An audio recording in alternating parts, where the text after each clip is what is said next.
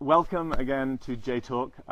Very excited. I got another interview this morning with someone I'm very excited to talk to. He reached out to me, and we connected, and here he is. So let's just get on with it. He's actually a sprinter. He's one of Kenya's top sprinters.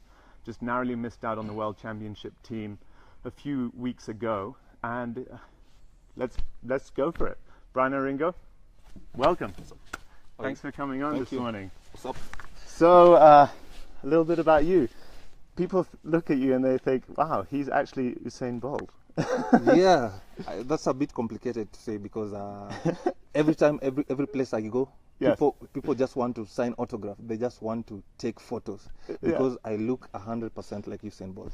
It's uncanny. I couldn't believe it when I saw you. And you also, you walk like him, and it's unbelievable. And you're a sprinter, which is another amazing thing. When did you first realize that you looked so much like Usain Bolt? You see, when I started, I used to play basketball. Yeah. And then a friend of mine who was going to run the athletics, he decided to invite me to go and run. Okay. To go and see him run. Yes. At that time, he insisted, hey, why don't you run? And then when I did my first race, I became number 5 out of I don't know how many people. That's when it clocked. I think I can do this thing. And then, but when did it occur to you that, wow, okay, I'm this great sprinter, and it's just uncanny that I look so much like the greatest sprinter of all time? In 2011, when I did my first track race, that's when when I was at the block start, when I was almost going down, when it went on your marks, get set, and then go. People were like, Usain Bolt, and I was like, who's this guy? They're shouting Usain Bolt. So it was so amazing. That's nice. And now when you're out in Dubai, you're just getting mobbed by people saying, okay, you're Usain Bolt. Yeah. Do you just own it at that point, or just like, I can't argue, I'm just gonna pretend? Yeah, there was these two people that approached me one day when I walked into a hotel. And then the guy went like, dude, are you Usain Bolt? And I was like, yes, I'm Usain Bolt. Do I look like him? Yeah, you look like him. Dude, can you sign my autograph? And I was like, okay, let me sign your autograph. You signed as Usain Bolt. That's so funny. Okay, so, but more seriously, you are one of Kenya's top sprinters, and Kenya's sending we're sending one guy in the 100 for the World Championship. Yes, we're sending Marco Tieno. Marco Tieno is going to be the guy.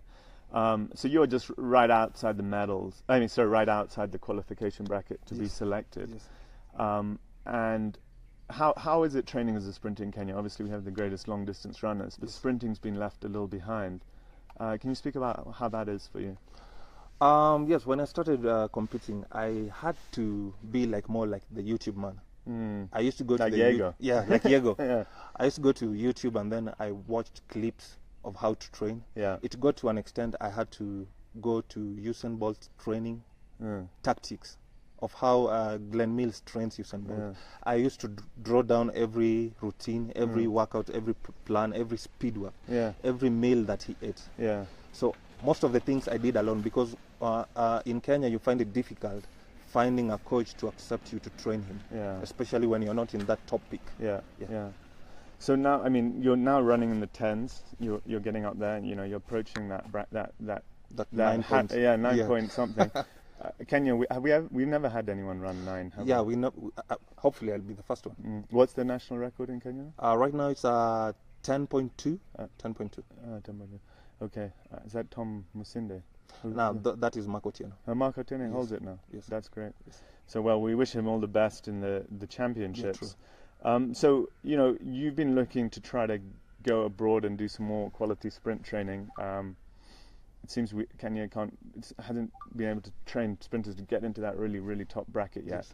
And you actually reached out to Glenn Mills. And tell us about that. I actually went to an extent because I wanted too much to train on this and then to become like a world champion lead or something. So I had to write to Glenn Mills. And hopefully, or rather gratefully, he responded to my response. He invited me to come and train with him. But at that time he was a bit busy, caught up with Usain Bolt and the other guys he trains. And girls. Women. But the amount was too big. Actually, they wanted me to pay like $500 for training, $500 for gym, $600 for the coach. Finding somebody to pay that, it was a bit complicated for me at that time. But I think that spot is still reserved for me. No, that would be amazing. Yeah. It'd be pretty great if you could train alongside. Yeah, actually, my biggest desire right now is just to shake his hand and then tell him, dude, can we go on your marks right now? I beat you. You sit down and then I come back and dominate this world. It is quite uncanny. I couldn't believe it when I saw you. Yeah. Because you reached out to me and said, yeah, I'm the Usain Bolt lookalike. And I was like, well, I get a lot of people messaging me with some strange stuff all the time. But this one? Then I was like, that's a very weird thing to say. And then I tried to Google you. I couldn't really find a photo of you online. I saw there was one of you blurred from I think from the trials when you got 5th. But it was you kind of blurred because they were focused on the Mark Otieno, I think. And so I was like, I don't know, but okay, let's do this interview. And then when I saw you, I couldn't believe it. Dude, it's uncanny. There was this time when I went to Dubai, I ran my first out-country race. Yeah. I won it 3 times. Yeah. I won a gold in the 100, I won a gold in the 200, and then a silver in the 400. I mean, it was this big thing for me. The manager, the director for that event, decided to take me in so that I can train myself, or rather I can train with them as I train the kids out there. So are you heading to Dubai then? Is that the plan? Yes. When do you go? Hopefully they're processing everything. Probably September or August. Okay, that's fantastic. So you're in communication with them. Yes. And then you also do gym training. You're a trainer. Yes, I'm a fitness and a personal trainer. Okay, where do you do that? In Thika, here in Kenya. Okay. Yes. I mean, you must be high demand because who wouldn't want to be trained by Usain Bolt? Yes, I have a couple of clients who really want to pay so much for me to train them, and I'm like, okay, bring them on. That's really great. Well, so this is very exciting that there's an opportunity that's opening up for you. Yes. We really wish you the best. Do you have a perspective on the Kenya team at the World Championships later this month? What do you see? Was it next month? What do you see from the performances that we're going to get? I think this time round in sprints, I think we are going to do a bit much better because the guy Mark Otieno, he's really training better and harder with good training and good coaching. So he's running the 100 and the 200, or he's running the 200. Just the 200. Yeah. Okay. And do we have any other sprinters there? We have Colin Somai doing the 400 meters. Okay. And we have Moresa still doing the 400 meters. Okay. But I think this time round, short races in Kenya, it's going to pick up because when you have such desires to meet your target, like me, my own personal target is just to go race against Usain Bolt. When you have your own personal desires, you are going to surpass everything. Yeah. And how about long distance? Are we going to get many medals? What do you think? As usual? I hope As usual, so. definitely. Yeah. We do have the long legs to run. So. Who are you excited to see run from those events? Emmanuel Coril.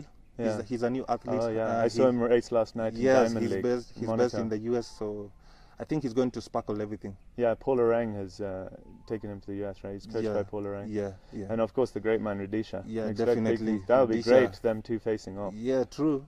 But I think the king Rudisha will teach them a lesson. Yeah, we'll see. He is pretty good at that. When I was in London in 2012, got to interact with him, and actually.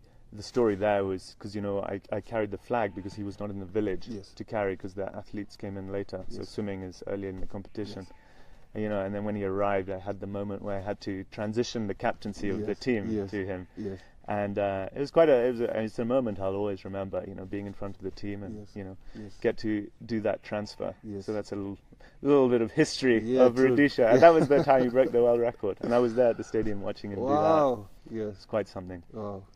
So that's great. What else are you excited about for this upcoming year? Big year for Kenya. We have the election. Do you see Kenya moving forward and progressing? Actually, on that part of the election, my greatest desire is just peace. People should just communicate. The way me and you right now we are communicating. People should just think about doing a peaceful election. Let things go. Election is like sports. Yeah. Whoever wins, wins. Whoever loses, loses. Yeah. No bloodshed. No, I don't have to push you down for me to win. Yeah. I don't have to take drugs for me to win. Yeah. I just have to do it clean and. Yeah. and make it a good one. Well, yeah, no, that's really good advice for especially the young kids coming up. You can look up to someone like you and what you're doing and how you're striving for this dream. Dude, it's great to see. I'm hitting it. Yeah. And so it sounds like you might be setting up an Mchanga page or something to support your dream to go maybe to train with Usain Bolt. Yes, I'm working on that. I'm working on trying to get there, trying to meet him, trying to train with him. He has Usain Bolt has started a Usain Bolt Foundation, so hopefully I will be connected with that foundation. Hopefully train with that foundation. Yeah, and then who knows? It'd be great to see you. History. They usually run say together. They usually say history can never be written, but I want to change it. I want to write it. Yeah. Okay. So I have one more idea. How about we're here in Karura. Why don't you run down the road and run towards us, and we can see Usain Bolt in action. Awesome. All right, we're just going to turn.